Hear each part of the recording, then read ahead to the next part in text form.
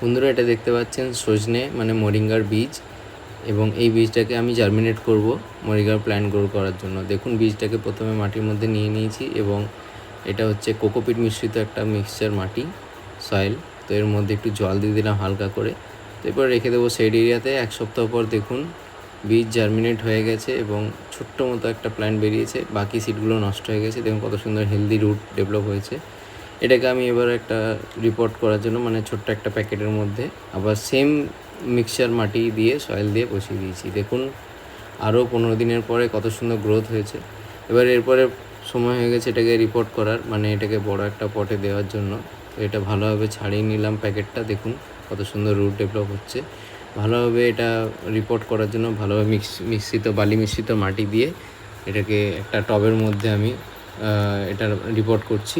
যেহেতু গাছটা সরু, একটা লাঠি দিয়ে দিলাম, এতে ভালোভাবে বেঁধে দিলাম। দেখুন এরপরে নিয়ে নিচ্ছি হিউমিক অ্যাসিড মিশ্রিত জল, যেটা হচ্ছে গাছের রুটের ডেভেলপ করতে সাহায্য করে ভালোভাবে। দেখুন কত সুন্দর হেলদি গাছ। আপনারাও এইভাবে সুন্দর ড্রেনেজ সিস্টেমওয়ালা রিপোর্ট করতে পারেন। আপনাদেরও গাছ এইভাবে হেলদিভাবে গ্রো করবে। বীজ থেকে আপনারাও এইভাবে সজনে গাছ গ্রো করতে পারেন। Thank you.